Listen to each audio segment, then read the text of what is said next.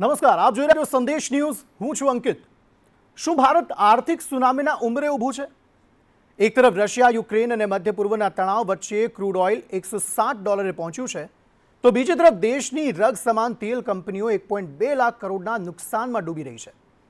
જો પેટ્રોલ પર 16 અને ડીઝલ પર 17 રૂપિયાની ખોટ કંપનીઓ સહન કરી રહી હોય, તો શું આ ખોટની ભરપાઈ જનતાના ખિસ્સામાંથી થશે?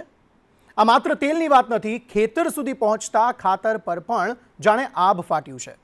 યુરિયા અને ડીએપી માટે આપણે વિદેશ પર નિર્ભર છીએ, ત્યારે સવાલ એ છે કે શું મોંઘવારીનો આ ડામ સામાન્ય માણસ અને ખેડૂતની કમર તોડી નાખશે? આજે આપણે આંકડાના અરીસામાં જોઈશું કે સરકાર પાસે આ સંકટનો કોઈ તોડ છે કે પછી જનતાએ માત્ર ભાવ વધારા માટે તૈયાર રહેવાનું છે. આ મામલે ચર્ચા પણ કરવી છે, પરંતુ તે પહેલાં બે તસવીરો જોઈએ જે ગુજરાતમાંથી સામે આવી છે. ગુજરાતની એ બે તસવીરો કે જ્યાં પેટ્રોલ અને ડીઝલની અછત જોવા મળી રહી છે. એક તરફ તસવીર ભરૂચની છે તો બીજી તરફ તસવીર પંચમહાલની છે. ભરૂચમાં ડીઝલની ભારે અછત છે. ખેડૂતો ડીઝલ માટે કેરબા લઈને ઉમટી પડ્યા છે. પેટ્રોલ પંપ પર વાહનોની લાંબી લાંબી કતારો છે. ઘણા પેટ્રોલ પંપ પર ડીઝલ નથીના બોર્ડ પણ લાગ્યા છે. તો પંચમહાલમાં પેટ્રોલ ડીઝલની અછતથી હાલાકી વધી છે. જિલ્લાના 142થી વધુ પેટ્રોલ પંપો જે છે તે બંધ થઈ ગયા છે. સ્ટોક ખાલી હોવાથી પંપો બંધ કરવાની ફરજ પડી છે. ઘણા પેટ્રોલ પંપ પર લાંબી લાંબી કતારો છે અને ઈંધણ ખૂટી પડતા વાહન ચાલકોને ભારે હાલાકી વેઠવાનો વારો આવ્યો છે. ખેડૂતો, કર્મચારીઓ કલાકો લાઇનમાં ઊભા રહેલા જોવા મળી રહ્યા છે. અને આ જ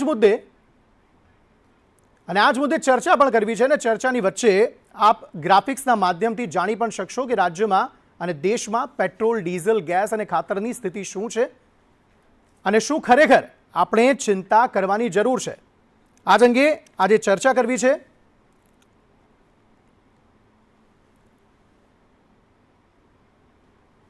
આ તસવીરો જે ટીવી સ્ક્રીન પર આપ જોઈ રહ્યા છો, એક તરફ ભરૂચની, એક તરફ પંચમહાલની તસવીરો કે જ્યાં પરિસ્થિતિ ખૂબ વિકટ છે. 142થી વધુ પંપો જે છે, પેટ્રોલ પંપો, તે બંધ થઈ ગયા છે અને લોકો હાલાકી ભોગવી રહ્યા છે. અને આ અંગે ચર્ચા કરવી છે. ભારતીય જનતા પાર્ટી તરફથી અશ્વિનભાઈ બેંકર અમારી સાથે જોડાયા છે અને કોંગ્રેસ તરફથી નૈશદ દેસાઈ જે છે તે અમારી સાથે જોડાયા છે આ અંગે વાતચીત કરવા માટે. અશ્વિનભાઈ, સવાલ એ છે કે ગુજરાતના ઘણા બધા જગ્યાએ બે તસવીરો આપે જોઈ. એક તરફ પંચમહાલની તસવીર છે, બીજી તરફ ભરૂચની તસવીર છે. પેટ્રોલ પંપો ખાલી થઈ ગયા છે. 142 જેટલા પેટ્રોલ પંપો પર પેટ્રોલ નહોતું અને પરિસ્થિતિ એવી થઈ ગઈ છે કે લોકો હવે ડરી રહ્યા છે કે શું ખરેખર પેટ્રોલ, ડીઝલની કોઈ અછત સર્જાવાની છે અથવા તો પ્રિકોશનરી પગલાં જે સરકાર લઈ રહ્યા છે તે અંગે ચિંતા કરવાની જરૂર છે લોકોએ? આપના માધ્યમથી હું સરકારના હવાલાથી વાત કરીશ કે આંતરરાષ્ટ્રીય સંકટ તોળાઈ રહ્યું છે. સમગ્ર વિશ્વમાં એની અસરો પડી છે, પરંતુ ભારત હજુ એ ઝપેટથી બહાર છે અને હજુ આવતા 65 દિવસો સુધી આવી કોઈ સંકટ ઉપસ્થિત થવાની નથી, એની સરકારે ખાતરી આપી છે. આ એક સંકટની સમય આવવાની છે ત્યારે આપણે શું પગલાં લઈ શકીએ કે સંકટને નિવારી શકાય. હમણાં આપણે કહ્યું કે અનેક પેટ્રોલ પંપો ઉપર પેટ્રોલ ખલાસ થઈ ગયું.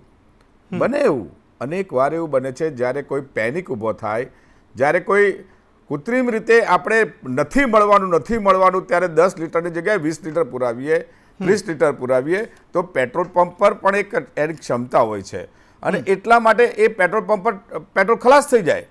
હવે કંપનીઓ કહે છે, સરકારનું પુરવઠા તંત્ર કહે છે કે તમામ પેટ્રોલ પંપોને જે પુરવઠો મળવાનો છે એ સપ્લાય ચેઇન નિરંતર ચાલુ છે, સમગ્ર દેશમાં ચાલુ છે, એવો કોઈ પુરવઠાની અછત નથી. પરંતુ જો નાગરિકો આ ડરના કારણે આવું કરે તો એના કારણે સમસ્યા ઊભી થાય. સમગ્ર રાજ્યમાં નથી. અશ્વિનભાઈ, એક આંકડો સામે આવ્યો છે કે રાજ્યમાં જે ડીઝલનો સ્ટોક છે તે 10 થી 12 દિવસ ચાલે એટલો છે અને જે પેટ્રોલ છે તેની પણ સ્થિતિ લગભગ એટલી છે કે 10 થી 12 દિવસ જ ચાલે. હવે સ્થિતિ એ છે ને કે એક તરફ સ્ટ્રેટ ઓફ હોર્મુઝ છે, જ્યાંથી જે પેટ્રોલ ડીઝલનો જે જથ્થો છે તે નીકળી નથી શકતો, ક્રૂડ ઓઇલનો જથ્થો નીકળી નથી શકતો. આપણે અન્ય કોઈ દેશો સાથે એ પ્રકારના સંબંધો હવે કેળવેલા દેખાતા નથી કે ત્યાંથી આપણે પેટ્રોલ, ડીઝલ એટલે કે ક્રૂડ ઓઇલ જે છે તે આપણે લઈ શકીએ. તમારી પાસે તેનો જવાબ મેળવું છું. નૈશદભાઈની પ્રતિક્રિયા જાણવી છે આ મામલે. નૈશદભાઈ, હાલની જે પરિસ્થિતિ આપ જોઈ રહ્યા છો તેને લઈને આપનું શું કહેવું છે? શું લોકોએ ચિંતિત રહેવાની જરૂર છે?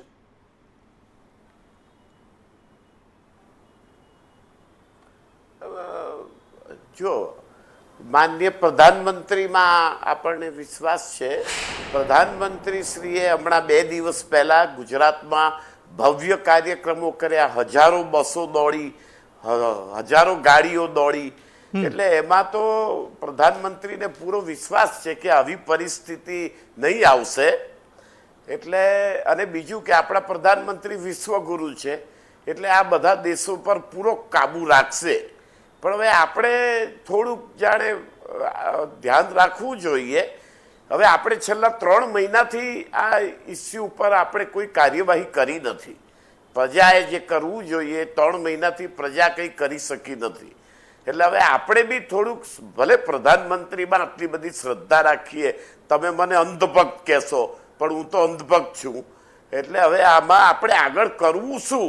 થાળી વગાડવી, કોરોના વખતે આપણે થાળી વગાડેલી, એટલે હવે આપણે એમના શું વગાડવું એ આપણે અત્યારે વિચારવાનો મુદ્દો છે આપણી સામે.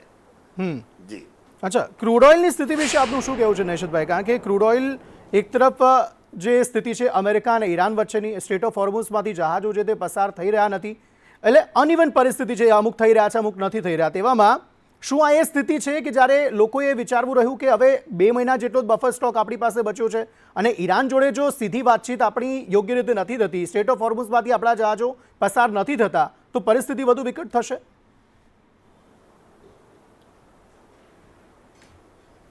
નહીં, પણ આપણે છે ને જુઓ, સ્ટેટ ઓફ હોર્મુઝમાંથી આપણે ત્યાં ક્રૂડ ઓઇલ 20%થી વધારે નહોતું આવતું.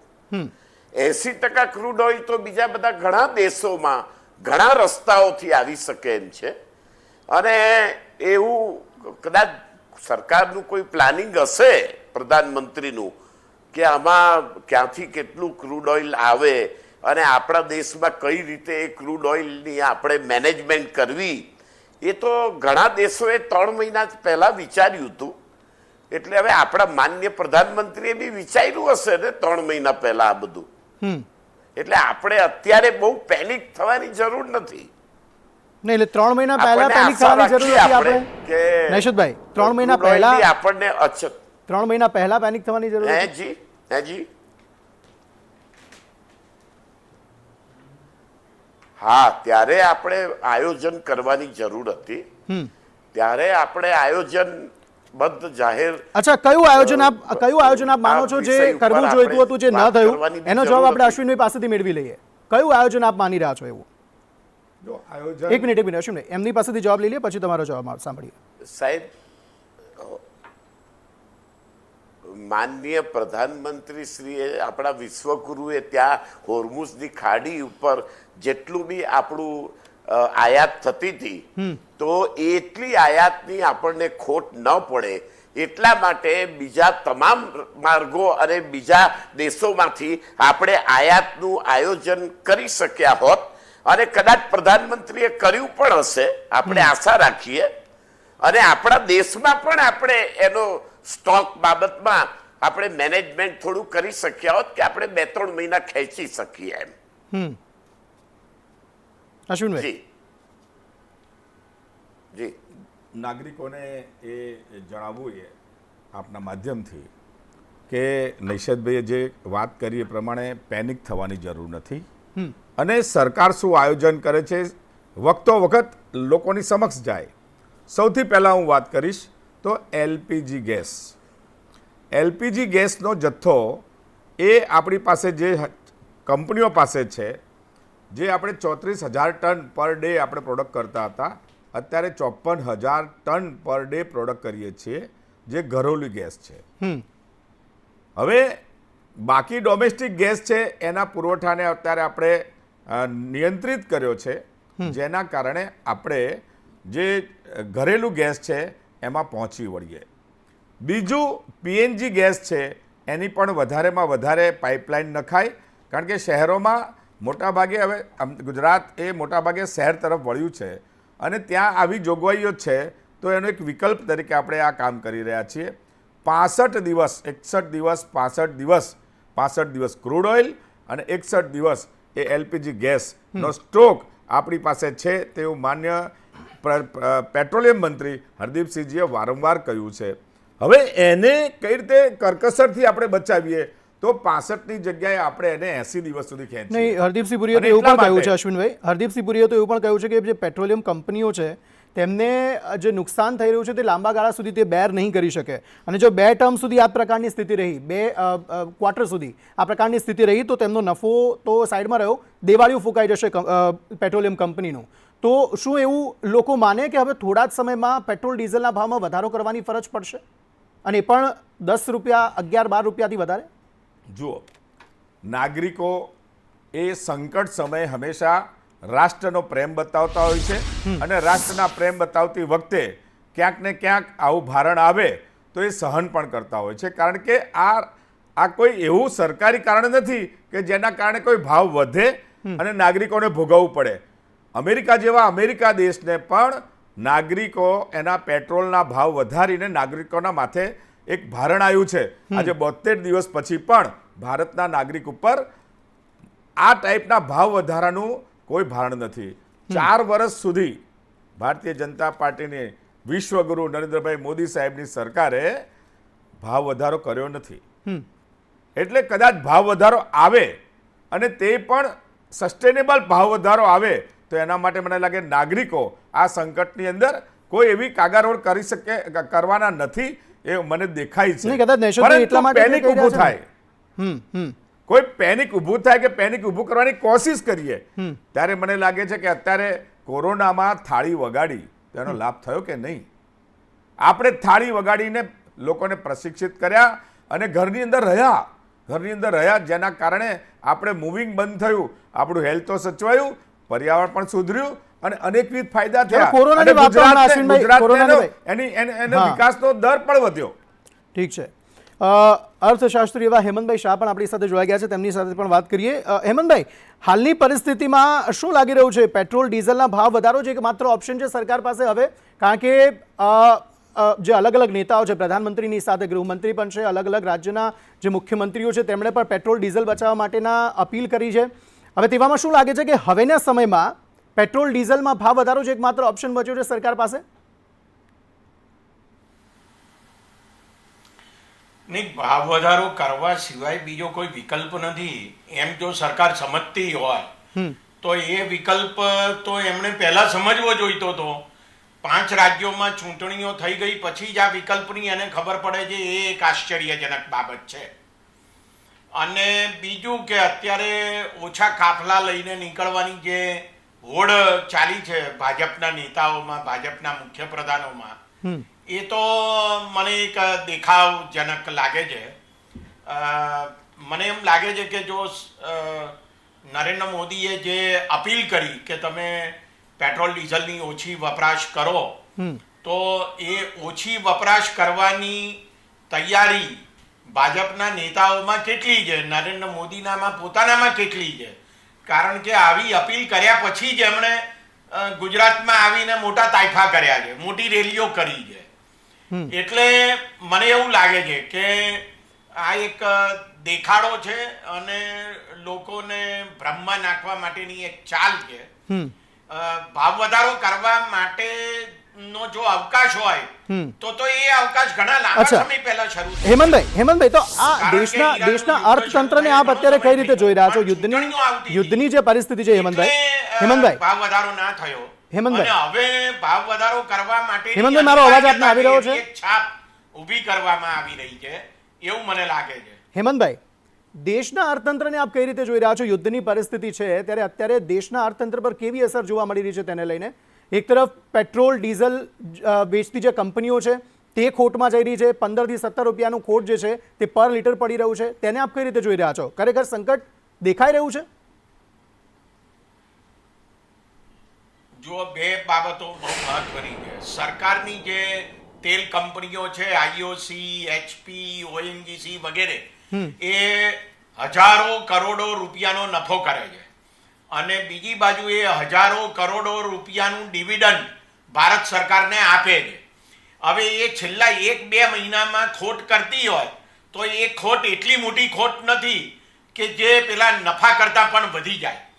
એટલે ભાવ વધારા માટેનું એક બહાનું કાઢવામાં આવી રહ્યું છે એવું મને લાગે છે. અને બીજો અગત્યનો મુદ્દો એ છે કે દેશના અર્થતંત્ર ઉપર આની શું અસર થશે. હું એવું સમજુ છું કે જો વપરાશમાં મોટો ઘટાડો આવે ભાવ વધારાને કારણે, તો પરિણામ એ આવે કે દેશની જીડીપીનો જે વૃદ્ધિ દર છે એ વૃદ્ધિ દર ઓછો થાય, એટલે 6.8%, 6.9%. પણ હેમંતભાઈ, આ બહાનું થોડી છે, આ બહાનું થોડી છે. ક્રૂડનો ભાવ વધ્યો છે, ક્રૂડનો ભાવ વધ્યો છે તો દેખીતો છે ને. 4% જેટલો ઘટાડો થાય એવી પૂરી શક્યતાઓ છે. હેમંતભાઈ, ક્રૂડનો જે ભાવ વધ્યો છે તો દેખીતો છે.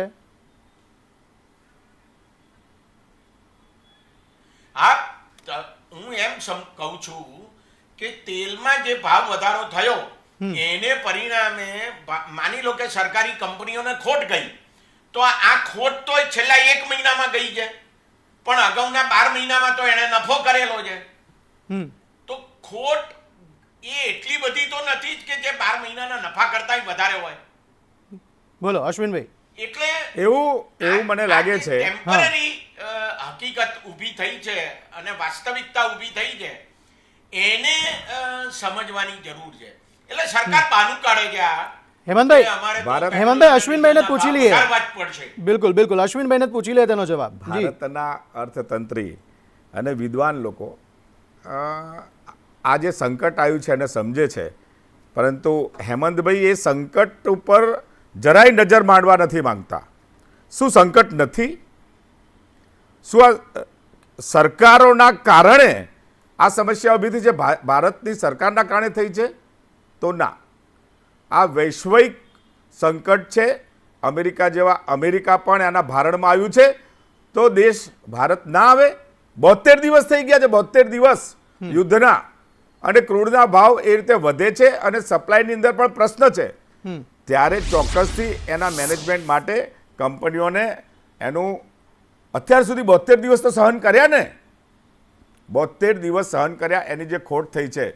હવે મારું એવું કહેવું છે કે આ સંકટની પરિસ્થિતિમાં જેમ કોરોનામાં આપણે સહકાર કર્યો, એ જ રીતે જનતા યોગ્ય રીતે કરકસરના માધ્યમથી, કરકસર એકલી જનતાએ કરવાની નથી, તંત્રએ પણ કરવાની છે, અને તંત્રએ ચાલુ કરી દીધું છે. અશ્વિનભાઈ, પેટ્રોલની સાથે ડીએપી છે, યુરિયા છે, પોટાશ છે, તેની પણ આપણે આયાત કરીએ છીએ અને તેની પણ સ્થિતિ ગંભીર છે. આગામી સમયમાં જ્યારે જૂન જુલાઈનો સમય આવશે, વાવણીનો સમય આવશે, ત્યારે ખાતર વધુ જોઈશે. શું રાજ્યમાં એટલી સ્થિતિ છે કે કોઈ પણ ખેડૂત ચિંતિત ન રહે એના માટે, કે તેમાં લાંબી લાઈનો નહીં લાગે જેવી લાઈન થોડા સમય પહેલા લાગી હતી? જો એટલા માટે જ માન્ય વડાપ્રધાન આદરણીય નરેન્દ્રભાઈ મોદીજીએ પ્રાકૃતિક ખેતી માટેનો એક મોટો ઝોક ઊભો કર્યો હતો. આપણે આત્મનિર્ભરનો વિષય, આત્મનિર્ભરની વાત કરીએ ત્યારે અનેક મિત્રો એને હાંસી પાત્ર કહેતા હતા. આજે આત્મનિર્ભર થવું જરૂરી બની ગયું. ડાંગ, આહવા જેવા તાલુકા, જિલ્લા આખા પ્રાકૃતિક ખેતીમાં. તો આજે પણ એ જ વાત કરવામાં આવે છે કે આપણે આપણું પરંપરાગત ખાતરનો ઉપયોગ કરીએ, જે આયાત કરીએ છીએ તેવું ડીએપી વગેરે વગેરેને ઓછો કરીએ, અને એના કારણે કરકસરના પગલાં ભરાવાથી ચોક્કસથી આપણે સ્મૂધ ગોઈંગ રીતે આપણે ટકી રહીશું અને આપણે વિકાસ કરીશું. તાળી એક હાથે નહીં પડે, કારણ કે વૈશ્વિક સંકટ હોય ત્યારે સૌએ સાથે રહેવાનું છે. આદરણીય વડાપ્રધાન નરેન્દ્ર મોદી ઉપર ભરોસો કરવાનો છે, અને અગાઉ ભરોસો કર્યો હતો. ચલો ઠીક છે. નૈશદભાઈ, ખાતરના મુદ્દે તમે કયા વિકલ્પ સૂચવો છો? વિદેશી નિર્ભરતા ઘટે અને સ્વદેશી વસ્તુઓ જ વાપરવામાં આવે, ખેડૂતોને તકલીફ ન થાય, તે માટે આપ કયા વિકલ્પો સૂચવી રહ્યા છો?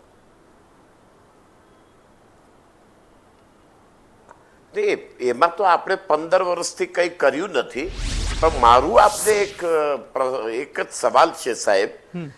આપ હેમંતભાઈ સાહેબ અને બેન્કર સાહેબને પણ પૂછો કે મનમોહન સિંહના સમયે જ્યારે આંતરરાષ્ટ્રીય ક્રૂડનો ભાવ શું હતો ને આજે ભાવ શું છે, આપ એ બે ભાવને સરખાવો અને આપણા દેશના ભાવને સરખાવો, તો આપને ખ્યાલ આવશે કે આપણે શું કરી રહ્યા છીએ અને આપણે શું પ્રજાના ભલા માટે આપણે આયોજન કરીએ છીએ વિશ્વગુરુ દ્વારા. એ આપણને ત્યારે ખબર પડે. નહીં, પણ તમે કહી દો ને શું થવું જોઈએ તો શું નથી થયું. નૈશદભાઈ, તમે કહી દો.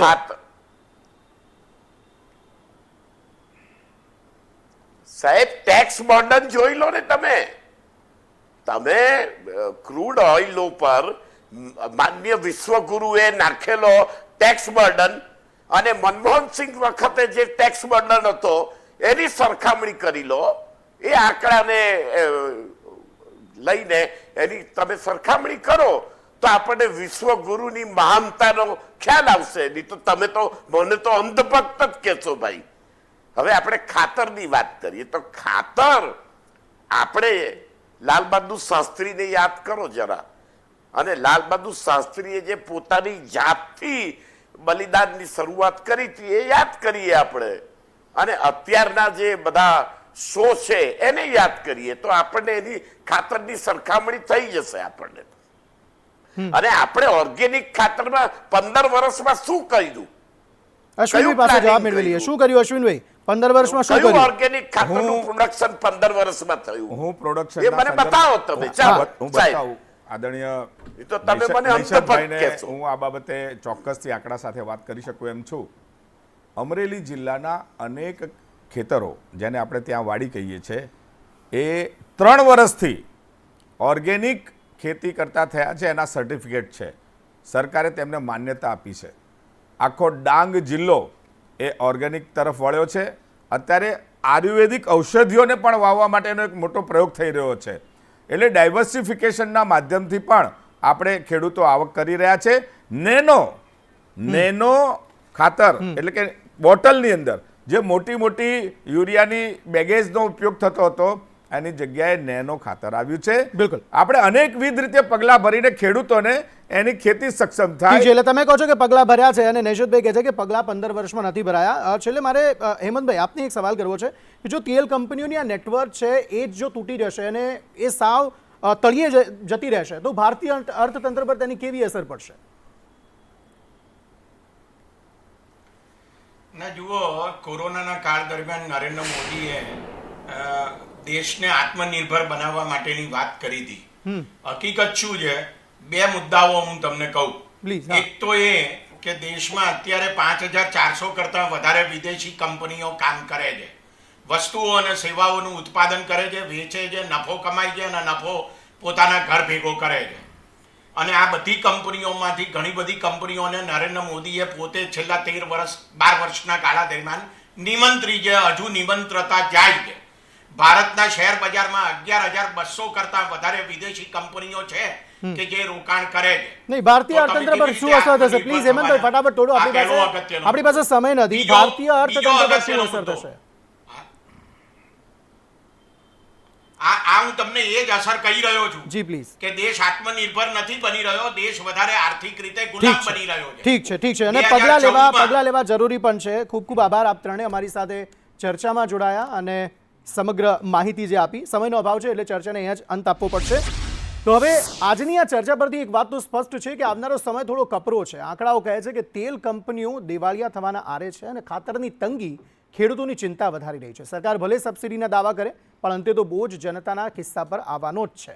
સમયસર વૈકલ્પિક ઉર્જા અને ખાતરના સ્ત્રોત વિકસાવવામાં નહીં આવે તો આર્થિક દિવાળું મોટું સંકટ બની શકે છે. નમસ્કાર.